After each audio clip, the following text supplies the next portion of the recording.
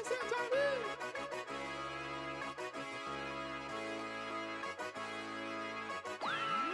you've done it now, Johnny.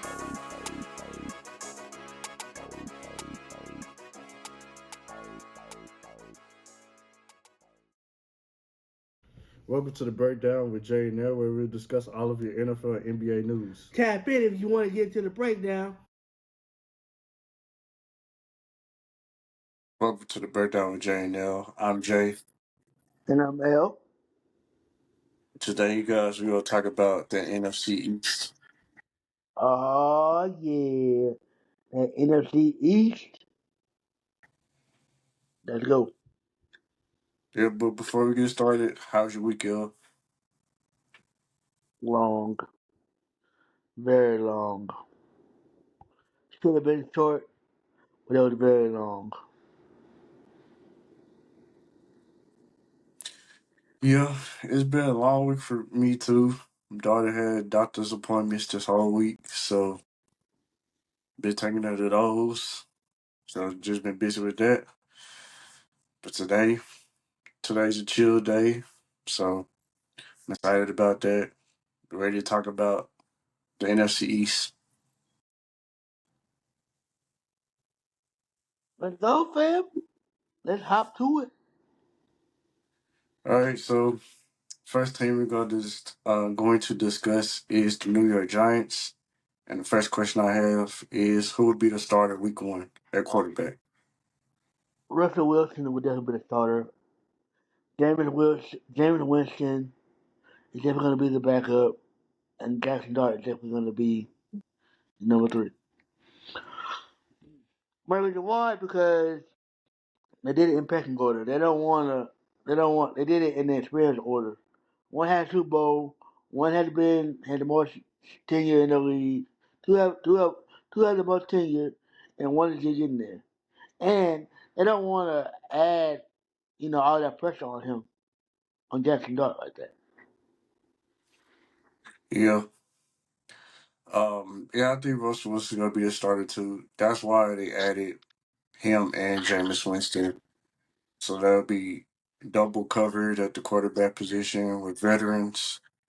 And even though Justin Dart had a strong preseason, I don't think that's gonna change the Giants' mind on him, making him the starting quarterback.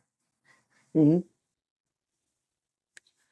All right, next question I have is: can Abdul Carter win rookie defensive player of the year?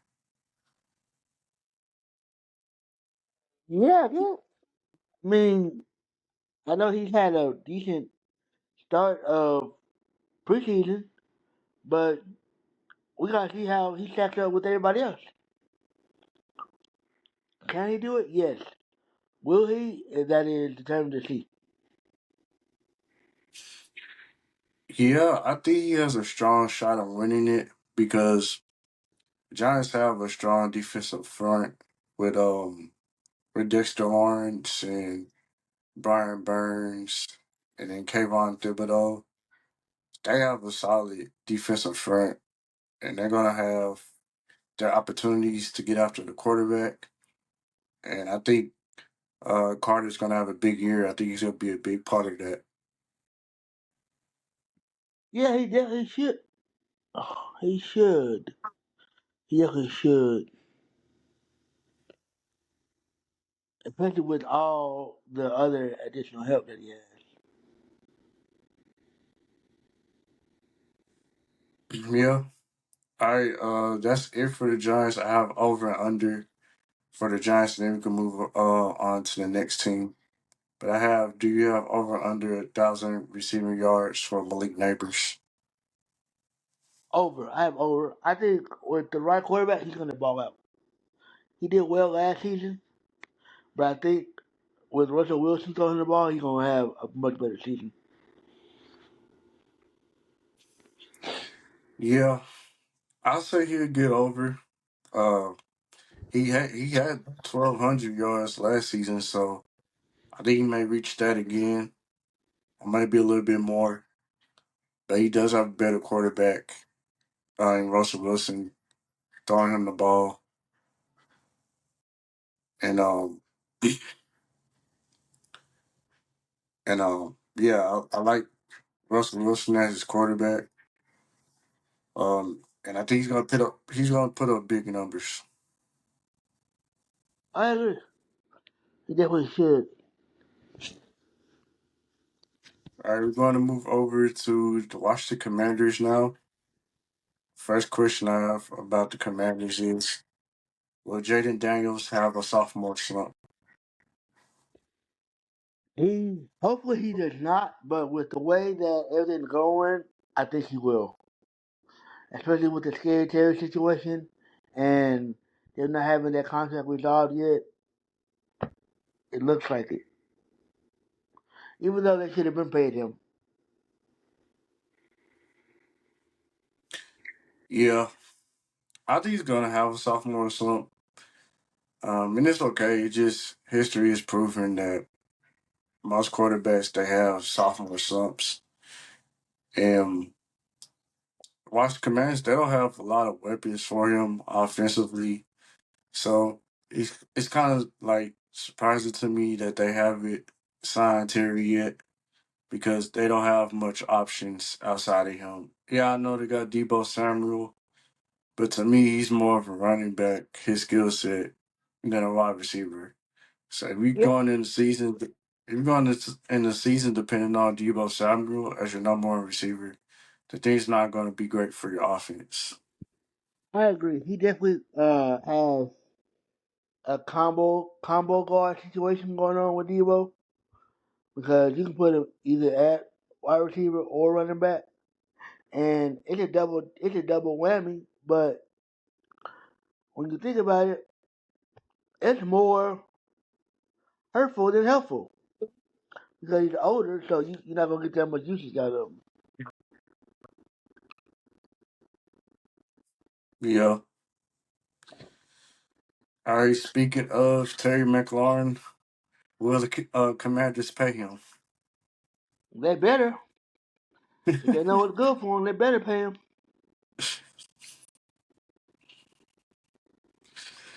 Shoot, I don't know. Like last thing I heard about it was they were like 7 to 8 million apart on the deal. So they're still not seeing eye to eye on the numbers as far as how much money he's getting per year. So it's not looking good for them. And my prediction would be if they don't trade him, they're either going to play on this last year of his contract, and then maybe they revisit um trade talks before like during the trade deadline or maybe next off season. But I don't have it ending well for the Commanders so in I have a regards to question for Terry. you. What would be a good fit for him?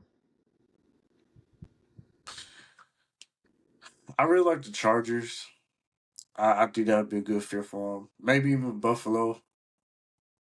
Those are two teams that come to mind. Yeah, I can see both of those teams. And the added bonus because at least with Buffalo, you got another decent side of help with Keon Coleman, whereas with the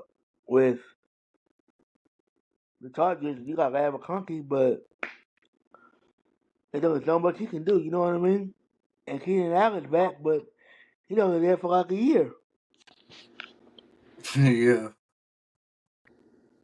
and Keenan Allen, he's much older now. He's not like coming there to be the savior of their wide receiving corps. He's there as a veteran, as a mentor. Exactly. All right, I have over and under for the Commanders. Then we can move on to the next team. But I have over and under 800 rushing yards for Jayden Daniels. I have over 800. I'm gonna never give a specific number, but over 800. And as far as the McLaurin contract situation, I think they're gonna sign him If they don't, they're gonna franchise tag him. Well, that deadline's passed. You can't place franchise tag on him now. Oh well, You, guess he's gonna play out that 1 year. Then they're gonna play out this last. This is last year for the contract. Of his contract. yeah, I think this is his last year. Yeah, so he's gonna play out this last year, and then they're gonna franchise tag him next season. Okay, that's interesting. I'm going to say under 800 yards. And we talked about him having a sophomore slump. I think that's going to play a part into it. Teams have tape on him. They have film on him now, and they're going to try to stop him from running with the football. Uh, and I think he's not going to be as effective as he was last season running the football because teams going to key in on that, and they're going to study that. They're going to study his habits, his movements, and I don't think he's going to be as successful with running the football this season. But we shall see. Yep. We're going to move over to your favorite team, the Dallas Cowboys. All right. I hate them with a passion. You said what? I hate them with a passion. Forget the Cowboys. If I had a Cowboy jersey, I'd burn it on, at the middle of the field. All right. So somebody asked Jerry Jones this week about Micah Parsons and contract negotiations. He said he still hasn't done anything in regards to negotiating with Micah on a new contract. So my next question is, will Michael Parsons suit up for week one against Philadelphia? Of course, we all know he's gonna shoot up. Even if he don't want to, he gonna shoot up because he don't want to miss out on no money. Because you could always sign him during the season, so it ain't like it's a we gotta get it done now. You could sign him, have him sign it, boom, done. Now get out there and go play. Yeah, I think you'd be out there too. Um, you don't want to get fined for missing games. And I don't know what the number is, but I'm pretty sure it's a big number, a big amount of money you'll be losing out on. So even though he wants a new contract, he's not going to lose the money that he's already getting. So yeah, I expect for him to be out there. Yeah. All right, next question is, can Dallas Cowboys field a top 10 offense this season? Yes. I mean, you have two starting and one receivers in CD Lamb and George Pickens. So yeah, I got a two-headed monster. It's not if they can produce. It's can Dak stay healthy because it Yep. goes to Dallas goes to two people, Dak and Micah. And right now it's looking wobbly with Micah, but so it's gonna have to go through Dak. Okay. I like what you did there, giving those two some acknowledgement. Um, I'll say yes. Um, I think Dak will be able to stay healthy this season. I think we should put up big numbers with the two wide receivers with CeeDee Lamb and George Pickens. I am nervous about our running game because we don't have a clear cut number one running back, and they're going by running back by committee again, which I don't like that method at all. Um, but the running game is shaky right now, and I think we're going to have to use the passing game to open up the running game because teams going to be doubling CD and trying to stop Pickens, and that's really opportunities for our running backs to roam and to have space to hit the hole, run with the football. So I like that. I think it would be a top 10 offense. Last time Dak was healthy, he was second in MVP voting. That was in 2023. And that's the last time the Cowboys had a top 10 offense as well.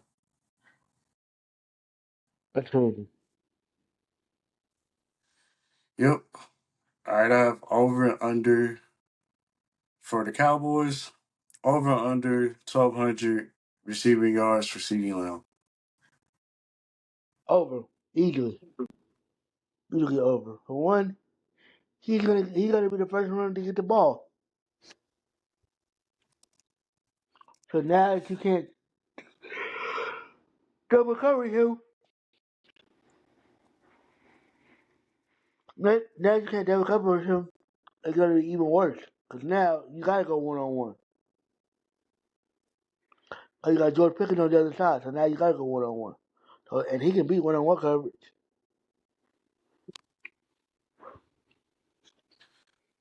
I'm going to say over as well. Just like I said, I'm not confident in our running game. And I think we'll be throwing the football a lot.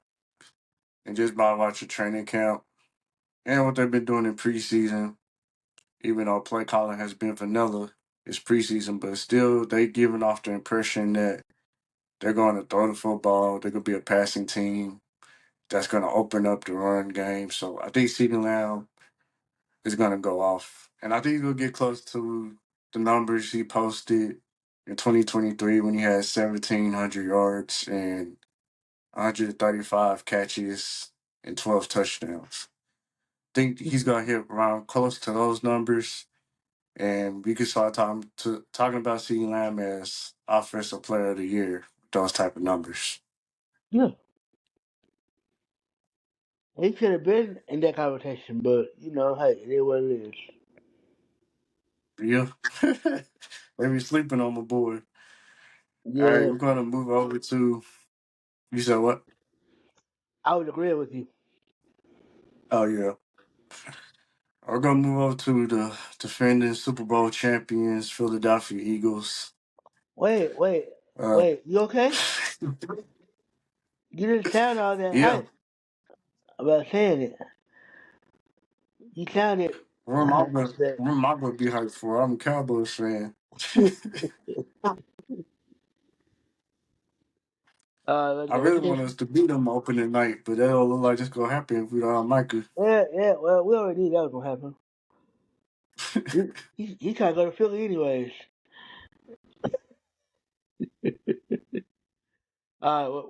What's the question? All right. Can the Eagles repeat as Super Bowl champions? Can they? Yes. Is it high? I doubt it. But they can repeat. They ain't do nothing but add more depth to their backfield. I mean, they ain't do nothing but add more good players. So they might well go ahead and ball out. As of right now, I'm going to say yes. They still look like the best team in the NFC, which best team in the NFC, more than likely they're going to make the NFC Championship again. You know, as of right now, looks like they're going to win the NFC Championship again. Till somebody proves me otherwise. But yeah, I could see them repeating their Super Bowl champs and going to Super Bowl again. Mm-hmm. All right. We all know Saquon Barkley almost broke the record for rushing yards this past season.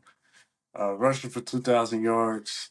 So my next question is, do you have Saquon having another monster season? Of course, with that offensive line, yeah, he's gonna have another great season.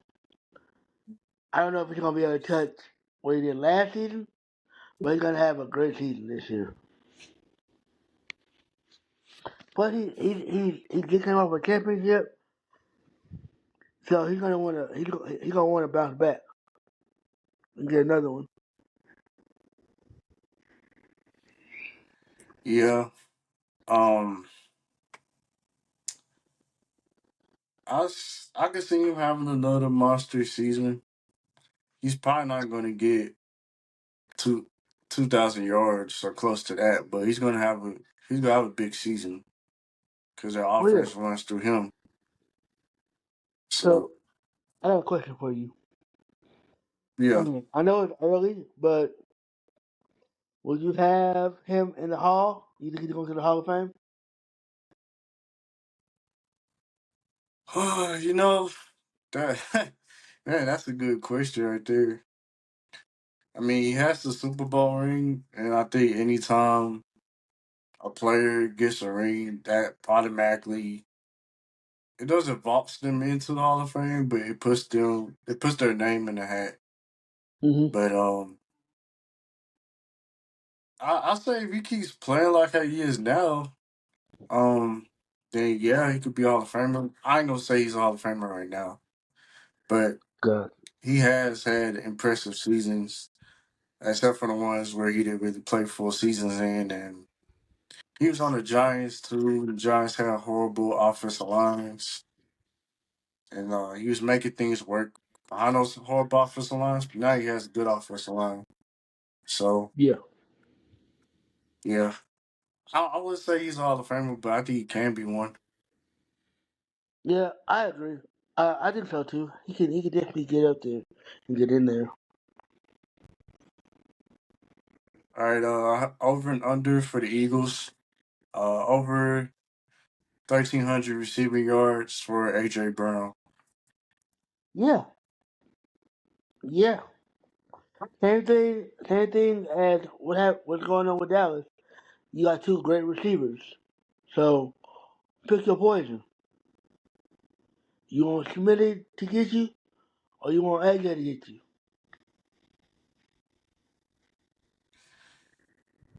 I wouldn't say he'll get over 1,300 yards. I think he'll hit 1,300 yards. He'll get close to it. Nah, I say he'll get 1,300 yards. Okay, yeah. Then we'd agree. Yep. All right. So who do you have winning the division? The Eagles. It's gonna be the Eagles, the Commanders, and the Cowboys.